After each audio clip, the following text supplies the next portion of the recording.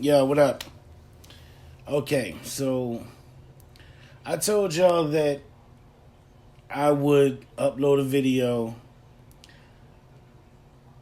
doing a reaction to some creepy pastas. Now, this is a fairly new channel that I found. Well, it's not new, I guess, but it's new to me. It's fairly new to me. The channel is Radio TTS. Shout out to them. Make sure y'all go subscribe to them. Check them out. Their channel is hella dope. But this video right here is 911 dispatchers share their worst stories. And I'm going to check this one out, man. I don't know. They true stories, so this shit tend to creep me out a little bit. But I can't stop listening. I love them. So, yeah, let's go. Warning, this content may be upsetting or disturbing to some audiences. She can do compressions only, because the girl's jaw is completely gone. 911 operators, what call will you simply never forget? Not me, but my sister is a dispatcher. One time she received a call from a man who said he just killed his sister and brother. She kept him on the phone for 5 or 6 minutes to make sure he didn't run before officers arrived. She got him to admit they had all been drinking and playing cards, then got into an argument when one of them accused the other of cheating. The other two went to bed, but this guy stayed up stewing. Apparently he couldn't let it go. He shot each of them in their beds while they slept, then called 911. Damn. I heard a partial recording of the call and she sounded calm AF. She told me she was screaming on the inside the entire time. Student paramedic here. Had a call being general broadcasted over radio when I was chilling in base with my mentor. We were on a 2-man car ambulance. Operator who was broadcasting said something along the lines of, female, reportedly unconscious, police on scene, major trauma, pause, CPR in progress, confirmed arrest by police on scene. My mentor looks at me, we're off in 30 minutes at the end of a night shift but we go anyway. We're around the corner. Make it there in no time at all. There's police everywhere. At least 7 squad cars. I'm nervous as hell and so is my mentor. As we approach the house, a man emerges, handcuffed by police. He looks content enough and smiles at us as we walk by. Police shout for us to hurry. We run over with equipment to front door and are met with one of the worst scenes I've ever seen and will always be there in my mind. There's a woman lying on the ground, with the left side of her head caved in, blood absolutely all over the place and brain matter scattered around the floor too. Damn. Police are doing CPR. We stop them when we see the patient has signs of pooling CPR and for rigor what? mortis. I'm literally sweating Half a and on the head verge of caved in. tears. This is not how I wanted my shift to end. Then, we hear from behind us more police in the house and the sounds of children. 2 kids are escorted out of a bedroom behind us with their eyes covered and one of them asks, "What's going on? Where's mommy?" My heart melted. I've never been exactly traumatized by a job, but those kids being shielded from what just happened to their mother will stick with me forever.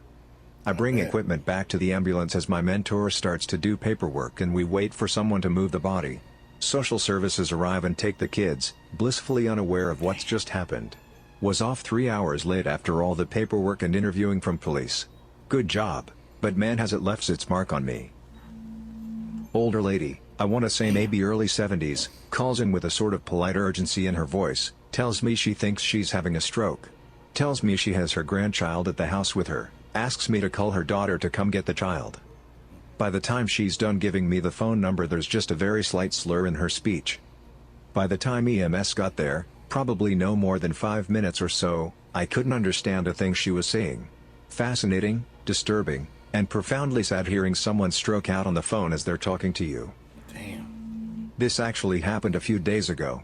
I'm an ER tech, but one of our unit secretaries, someone who transfers calls and does other important tasks that keeps the place afloat, is an EMT in the next county over.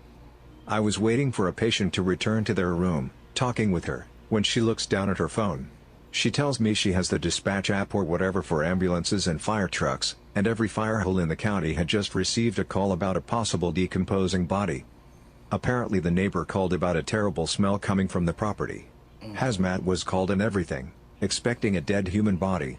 Once they broke into the house, they found that it wasn't a dead human, but 38 dogs in the house. 11 of the dogs were dead and in varying states of decomposition. The place is still pretty much under wraps, but 16 more dogs were found in the shed yesterday. The two Damn. people who own the house have since been arrested and charged with 51 counts of animal cruelty. All of the animals left alive were taken to the Humane Society, where half of the county has just about donated food or blankets. The whole thing is pretty messed up, but I now for sure respect the hell out of the EMTs and paramedics that walk through our doors every day. Hell They yeah. really never know what they're going to see when they walk into a place. Not 911, but telenursing. People called me plenty when it should have been 911. Grandma calls me about her 16-year-old, 40-week pregnant, granddaughter. Hey, my grandbaby is pregnant and she just went to pee and said the cord is hanging out. Is that normal? Me, no. Not even a little bit. Gynecologist replies. What you describe sounds like umbilical cord prolapse, when just a loop of the umbilical cord falls out of the cervix, and that's one of the true gynecological super emergencies. Why? Because the umbilical cord is the only way a fetus can get oxygen, so if that gets pinched, like say, by loop slipping out of the very narrow cervix, no oxygen. Now think how long people can usually make it without oxygen. Damn. So, this is a serious situation. I only saw one during my time, but literally, my attending, after realizing what was happening, shoved her hand up there, to prevent any further prolapse or pinching, and the poor patient was rushed into the OR with her hands still up there for an emergency C-section. That's how critical this is. I've been a 911 dispatcher for 11 years in a medium-sized center. Did y'all hear what they just said? They had to stuff their whole hand.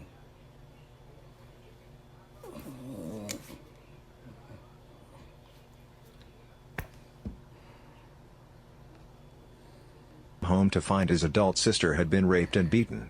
The suspect had wrapped a telephone cord around her neck, then tried to push her through the window of the apartment. He was understandably very distraught. She was still alive and was able to talk to me. She had not been blindfolded and I was certain I could get a description of the person who had done this to her. She answered all of my other questions but absolutely refused to give me any info on the suspect. I later found out that the reason was self-preservation. The person who did it was the brother who called 911 for help. He was so believable it really messed with my head. I also felt horrible that I had continued pressing her for info with the person who hurt her was right there and that I could have potentially put her in more danger without realizing. Yep. I have a few. I took a call from a man whose 1-year-old daughter fell in the pool while unattended. At the time of the call she was not breathing, unresponsive, and had no pulse. My partner dispatched out fire and EMS while I was on the phone. Got the child's mother to start CPR. Fortunately she was certified and didn't require very much instruction at all, just had to tell her to count her compressions out loud so I could keep up. Before first responders arrived, the baby starts breathing again. I believe she sustained some brain injury but nothing life-threatening. Had to go take a walk around the block after that one. Please, please, please, if you aren't CPR certified, get certified. It very well may have been the difference between the child living and dying. On a Yeah. I remember back when I was younger, my nephew Boogum, may he rest in peace. Derek Emery, rest in peace. He was at a family member's house and he jumped in the pool.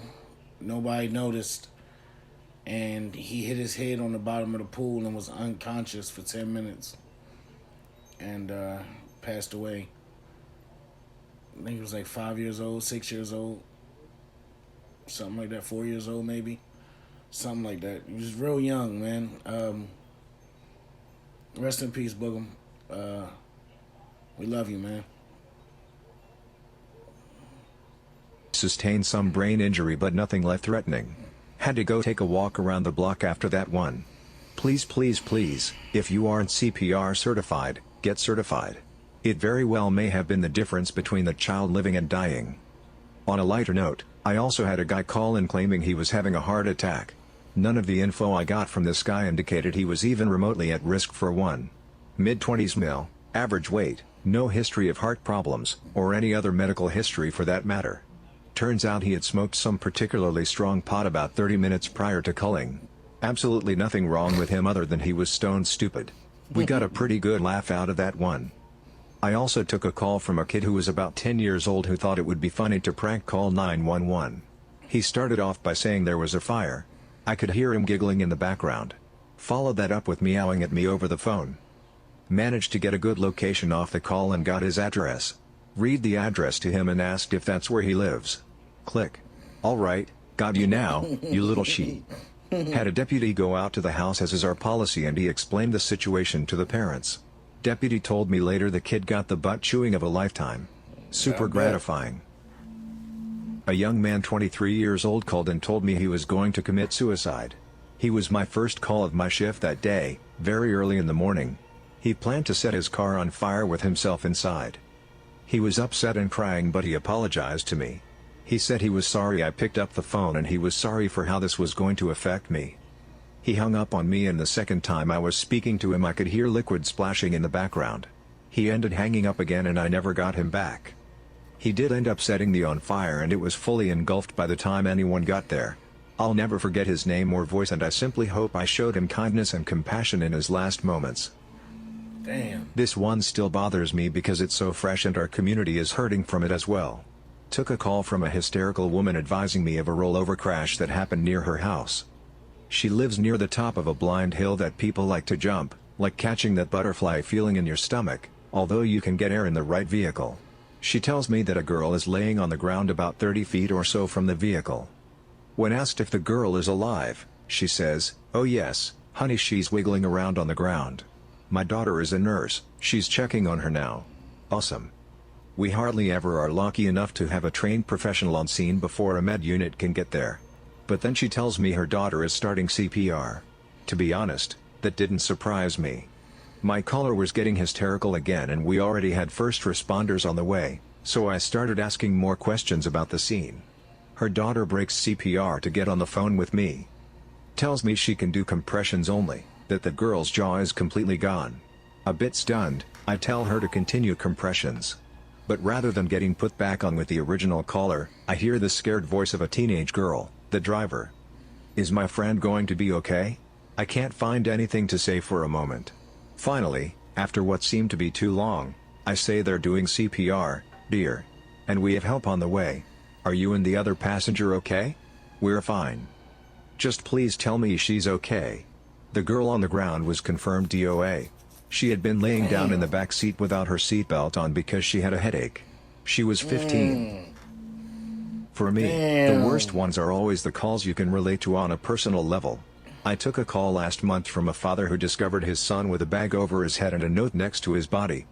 I've taken a ton of suicide calls, but this one was particularly difficult for me because the son was my age, and the way the father pleaded with his son was almost exactly the same way I've imagined my dad if I were to ever do the same. I've had the same "come on, buddy. Don't do this to me" running in my head at least 2 to 3 times a day since. Also, not technically a call but my first shift on my own, I dispatched the deputy I did my ride along with to a domestic that he ended up being shot and killed at. Hearing his blood-gurgled shots fired scream on the radio won't be something I'll ever forget. Well, my buddy is a fireman and dispatch had just alerted them of a man having chest pains. They get to the guy's house, and as soon as they open the door, the dude's dog runs outside. The dude shouts, "You let my dog out. Go get my dog. Please." So my buddy immediately starts chasing the dog. He catches the dog, comes back to the house, and when he walks in the door he sees that the man having chest pains had actually shot a hole in his chest while cleaning his gun. Old dude shoots himself in the chest, tells 911 it's chest pains, and when help arrives, he makes them go chase his dog down before tending to his own life-threatening wound. What? A woman complaining of spiders in her vagina. In college, what? I worked as an EMT in a major city. Not the craziest call I ever had, but one of the wackiest call-outs we ever got was to respond to a woman complaining of spiders in her vagina. I'll never forget pulling up to this major intersection where, sure enough, there's this old lady lying on the sidewalk with her pants off and legs spread up in the air. Turns out it was this transient lady in her 70s who had been having some wild hallucinations. We still had to check for spiders. On my second full-time shift, it was about 11 p.m. on a Thursday. We get a call from a female, screaming, just screaming. That's all we heard. We lost connection. Second 911 call from the neighbor across the street. I think I just heard a gunshot and now our neighbor is screaming, yelling for help. I think something terrible happened. While my partner was getting more info from caller number 2, 911 rings again and it's the original caller, She's still screaming but is trying to speak, even though I can't understand anything she's saying. After a couple very stern verbal slaps of "Ma'am, I need you to calm down and tell me what is going on," she's finally able to tell me that she thinks her husband just killed himself. She went on to explain that they were watching a TV show together. Everything seemed normal, when he got up and said that he would be right back. Wife heard the back deck door open and close, and then she heard a gunshot. She ran to the door and just saw his feet and legs lying down on the deck. She called initially but was unable to control herself and accidentally hung up. She was still a complete disaster when I talked to her, but I was able to get the basics of what happened and relay the info to responding officers and fire. She kept telling me that she needed to go outside and help him. Do I need to go out there? Do you need me to go out there? Lord. I don't want to see him. I can't see him. My only job at that point was to try and keep her calm and keep her from getting up from the corner of the kitchen floor where she had collapsed until police arrived and secured the weapon. They had been married 27 years, 2 kids, 3 grandkids, lived a happy life together. She had no indication that anything was wrong. Her husband got up from the couch, walked out onto the back porch and blew his head off with a black powder pistol. I don't remember her name, but I will never be able to forget her screams. Yo. Damn. Damn. That's disturbing. You imagine that? You just sitting there on the couch chilling with your loved one, your girlfriend, your boyfriend, your husband, wife, whatever. Especially if it's your husband or wife after that long, 20-something years. Y'all just chilling, watching TV. I'll be right back. Boom!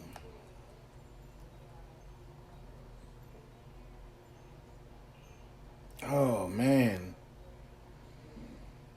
That's disturbing. But, anyway, y'all, oh, man. As I said, that was from Radio TTS. As you see on the screen,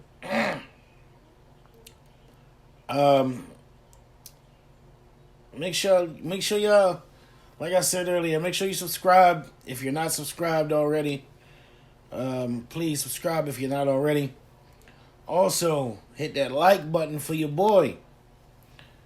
And comment down below if y'all like these videos or whatever, you know what I mean? Comment whatever you want. Say hello, what's up, anything, whatever. Just comment. Leave a comment in the comment section. Leave a like for your boy. And like I said, if you're not subscribed, please do so. And I'll see y'all in the next one. Much love to the 4D family. Baby.